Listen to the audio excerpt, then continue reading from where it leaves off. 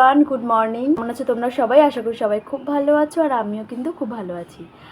আমার চ্যানেলে তোমাদের সবাইকে অনেক অনেক স্বাগত আর অনেক ভালোবাসা। আজকে সারাদিনের ব্লগটা আমি তোমাদের সাথে শেয়ার করবো যে আজকে সারাদিন কী করি, কোথায় যাই। আজকে কিছু কিছু জায়গায় যাওয়ার আছে। আমার বান্ধবী এসছে অনেক দিন পরে, যেহেতু ওর সাথে মেলাটা ঘোরা হয়নি, ভাবছি ওর সাথে আজকে একবার একটু ঘুরবো, আর ওর সাথে একটু টুকটাক কেনাকাটিও করব। সবটা মিলে আজকে তোমাদের সাথে এই ব্লগটা শেয়ার করব। আর এখন বাজে মোটামুটি সকাল 8:30 মতো বাজে। তো আজকে এখান থেকে আমি আমার ব্লগটা স্টার্ট করছি, তোমরা দেখতে থাকো।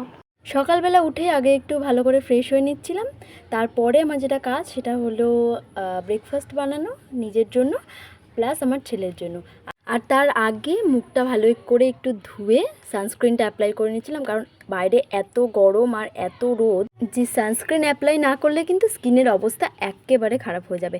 আর তারপরে নিজেকে একটু রেডি করে নিচ্ছিলাম, মানে আর কি সকালবেলা ঘুম থেকে করার পর যে টুকটাক কাজগুলো থাকে একটু চুল আঁচড়ানো। তারপরে চলে এসেছিলাম আমার ছেলের জন্য ব্রেকফাস্ট বানাতে। ওর জন্য দুধটা গরম করে নিয়েছি, আর এরপরে ওর খাবারটা রেডি করে ওকে খাইয়ে নেব। সকালবেলা হলে কিন্তু আমি আগে ওর ব্রেকফাস্ট রেডি করি, ওকে খাওয়াই, তারপরে যা যা কাজ আমি সেগুলো করি। যেমন একটু চা বানাই সকালবেলা উঠে, কিন্তু চাটা না খেলে একদম দিনটা মনে হয় ভালো যাচ্ছে না।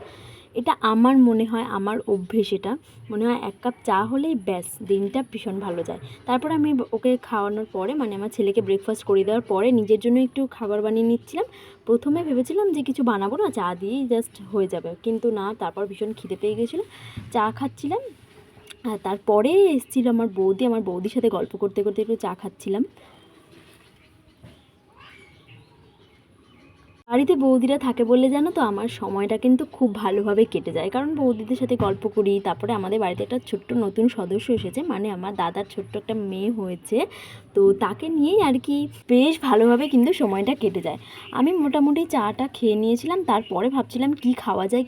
তার আগে দেখো আমার বৌদি কিন্তু আমার ছেলের জন্য একটা জামাও গিফট করেছিল, এটা কিন্তু ওর পয়লা বৈশাখের গিফট ছিল। তারপরে আমি এখানে ঘরে এসে বিছানাটা তুলে নিচ্ছিলাম। আর সকালবেলা উঠে আমি যদি বিছানাটা না গোছাই না, আমার কিন্তু একদম ভালো লাগে না। ওই অগোছালো বিছানা নিয়ে কিন্তু আমি ঘরের কোনো কাজ করি না।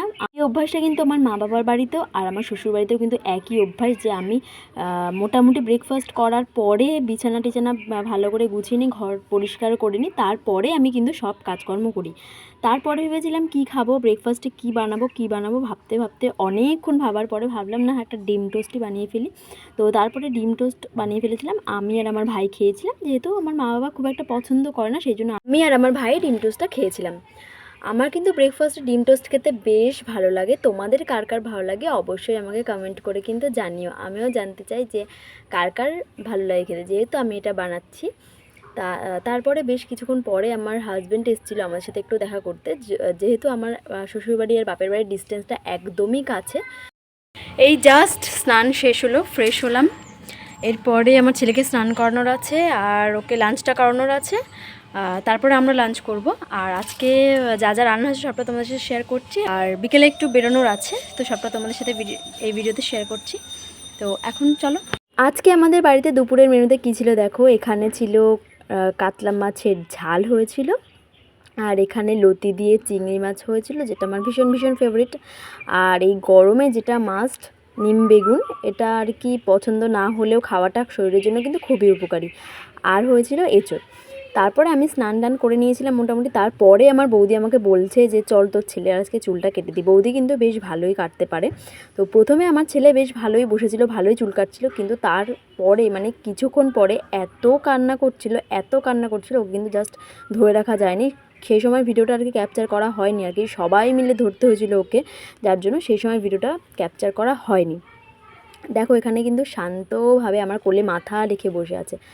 ওর চুলফুল কাটার পরে আমি ওর জন্য আর কি একটুখানি রান্না করতে এসেছিলাম, আর কি জ্যান্ত মাছ দিয়ে একটু ঝোল করবো ভেবেছিলাম। তো তাই জন্য একটু সবজি টবজি কেটে নিয়েছি, মাছটা নুন হলুদ দিয়ে মাখিয়ে নিয়েছি, আর মাছটা বেশ হালকা করে একটু ঝোল করে দিয়েছিলাম, কারণ এই গরমে না একদম হালকা ঝোল বাচ্চাদের জন্য কিন্তু একদম পারফেক্ট খাবার। আর আমি প্রতিদিন ওর খাবারে কিন্তু চিকেনটা গরমে খুব একটা আর কি রাখি না, কিন্তু মোটামুটি ডিমটা সপ্তাহে 2 থেকে 3 দিন, আর মাছটা রোজ মোটামুটি রাখি। তারপরে ওকে ছেলেকে খাইয়ে দাইয়ে ঘুম পাড়িয়ে নিয়েছিলাম, আর তারপরে ওর নখগুলো না হাতে কেটে দিচ্ছিলাম, কারণ এত বড় বড় হয়ে গেছিলো হাতের নখগুলো, যে না কাটলে না ওর নিজেরও প্রবলেম, কারণ হাতে নখ থাকা কিন্তু বাচ্চাদের একদমই ভালো না। আর মাও আমাকে এখানে গল্প করে শোনাচ্ছিল যে তোরাও যখন এরকম ছোটোবেলায় ঘুমাতিস তোদের নখও এরকমভাবে কেটে দিতাম, আর আজকে তোরা এটা করছিস।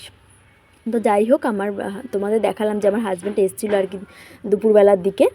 যেহেতু আমাদের বাড়ি থেকে আমার শ্বশুরবাড়ির ডিস্টেন্স একদমই কাছে আর কি, ওর বাইক করে যেতে জাস্ট 2 থেকে 3 মিনিট লাগে। ও মোটামুটি যাতায়াত করে, নাইট স্টে না করলেও আর কি যাতায়াত করে। তো ও মানে আমি আখের রস খেতে যেহেতু ভালোবাসি, আর গরমে আখের রস খাওয়াটা ম্যান্ডেটারি, তাই জন্য ও আমাদের সবার জন্য নিয়ে এসেছিলো আখের রস। দুপুরবেলা একটু খেয়ে দিয়ে ঘুমিয়ে নিয়েছিলাম, কারণ দুপুরবেলার ঘুমটা ভীষণ ইম্পর্টেন্ট, কারণ সারাদিন আমাদের বাচ্চা কাচ্চার পেছনে যে ছোটাছুটি করতে হয়, দুপুরবেলা একটুখানি খেয়ে দিয়ে না ঘুমলে কিন্তু শরীরটা একদমই চলে না। তারপরে সন্ধ্যেবেলা আমি যে প্রোটিন পাউডারটা খাই সেটা খেয়ে দিয়ে আমার বান্ধবী ফোন করেছে চল তাহলে মেলা থেকে ঘুরেই আসি, একসাথে তো যাওয়া হয় না। সত্যি প্রায় বছর 5 আমরা একসাথে কিন্তু কোথাওই যাওয়া হয় না বলতে গেলে, কারণ ও থাকে বেশ অনেকটা দূরে আর কি, ও শ্বশুরবাড়ি হচ্ছে বনগাঁ, আর আমি এলাকার মধ্যে থাকলেও আমার সময় হয় না আর কি। ভাবি যে প্রত্যেকবার যাব এবার যাব পরের বার যাব, কোনো বারই যাওয়া হয় না। তাই এবার ডিসাইড করেছি যে আমরা যাবই। তারপরে আর কি রেডি হয়ে নিচ্ছিলাম আর কি, খানিকটা ক্লিপ তোমাদের একদম রেডি হয়ে গেছি, এখন জাস্ট বেরোবো।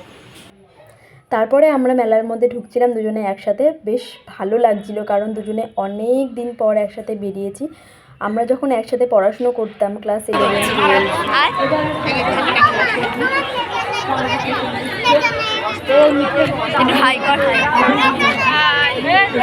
সেই সময়গুলোতে কিন্তু আমরা একসাথে এরকম মেলায় যেতাম পড়ার ব্যাচ থেকে, সেই দিনগুলোর কথা কিন্তু ভীষণভাবে মনে পড়ে।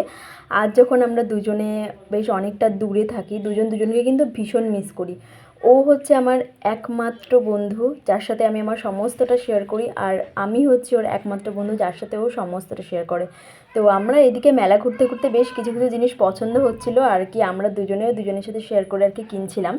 তো যাই হোক, তারপরে ভাবলাম যে বেশ অনেকক্ষণ ঘোরাও হলো, তাহলে একটু লস্যি খাওয়া যেতে পারে এবার।